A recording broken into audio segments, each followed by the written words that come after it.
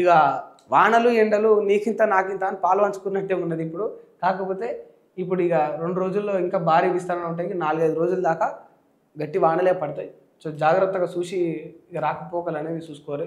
నేను గతంలో కూడా చూస్తుంటే వార్త చదివినప్పుడు, పోయిన ఏడాది చదివినప్పుడు కూడా ఓ వార్త చదివిన. ఏమైందంటే వాగు పోతూ ఉన్నది, ఇట్నుంచి అట్నుంచి బాగా వాగు గట్టిగా పోతూ ఉంది.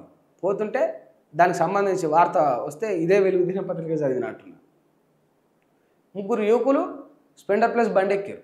అవతల ఆ ఊరవతల ఉన్న వాని దోస్తు గానికి ఫోన్ చేసుకున్నాడు. వాడు అక్కడి నుంచి వెళ్ళి మంచిగా జూమ్ కొట్టి వీడియో తీస్తూ ఉన్నాడు. వీళ్ళు ఇక్కడి నుంచి వెళ్ళి 3 ఎక్కిరు. స్ప్లెండర్ ప్లస్ బండి, అది చిన్న బండి. దానికి గేర్లు ఎట్లా ఉంటాయి, దానికి ఎన్ని గేర్లు ఉంటాయి, దాని బ్రేక్లు ఎట్లా పడతాయి, దాని స్టామినా ఎంత, దాని ఇంజన్ కెపాసిటీ ఎంత, ఏం పక్కన పెట్టేసిరు. ఇక అవన్నీ ఏముండేవి. ఇక 3 ఎక్కాలే, వాడు వీడియో తీయాలి, ఈ వాగు దాటాలే. అది ఇంత బల నడువు దాకా వచ్చే వాగది. ఆ వాగు దాటాలని 3 ప్రయత్నించారు. ఇన్స్టాగ్రామ్లో రీల్స్ కోసం స్టంట్ చేసారు. అందరు ఉన్నారు, వెనక జనాలంతా చూస్తూ ఉన్నారు. ఏ అని ఉర్రంగానే ఇక వీళ్ళకు జోష్ వచ్చినట్టు.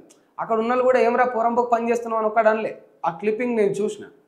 రేస్ ఇచ్చిరు, పోయిరు, మధ్యలోకి దాగానే వాగు తీవ్రత ఇంకా పెరిగింది. 3 అట్లే కొట్టుకుపోయారు. అట్లా కొట్టుకుపోయారు. అక్కడ దొరకని కూడా దొరకలే. ఇక ఆ బండి దొరకలే, వాళ్ళు దొరకలే. ఇక ఎక్కడ గల్లంత అయ్యారో తెలియదు, ఎక్కడ పోయిందో తెలియదు. ఇవన్నీ కూడా చిన్న చిన్న ఆనందాలు. సరే సోషల్ మీడియా అయి ఉండొచ్చు, రీల్స్ అయి ఉండొచ్చు, లైక్స్ అయి ఉండొచ్చు, what ever it is behind the reason. కానీ బట్ గుర్తుపెట్టుకొని ప్రాణం చాలా ముఖ్యం.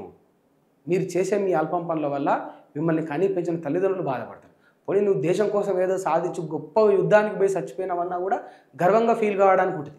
బట్ ఇటువంటి పనులు చేసి పోవడం వల్ల ఓ 4 తిడతారే తప్ప ఎక్కడ కూడా మెచ్చుకోరు. మన చావు దగ్గర ఎవడు మెచ్చుకోకున్నా సరే కానీ ఏందిరా, ఏం పనిరా, గదేందిరా అని ఎవడు తిట్టొద్దు. రేపు ఇంకోటికి మన సావు ఉదాహరణ కావద్దు చెప్పేటప్పుడు. ఇవాళ ఆ రోజు మీరు చేసిన తప్పును నేను ఇప్పుడు ఏడాది వరకు కూడా గుర్తుపెట్టుకొని మళ్ళీ వానాకాలం వస్తే చెప్పే పరిస్థితికి వచ్చింది. దయచేసి ఇప్పుడున్న వాళ్ళందరూ కూడా గుర్తుపెట్టుకోండి.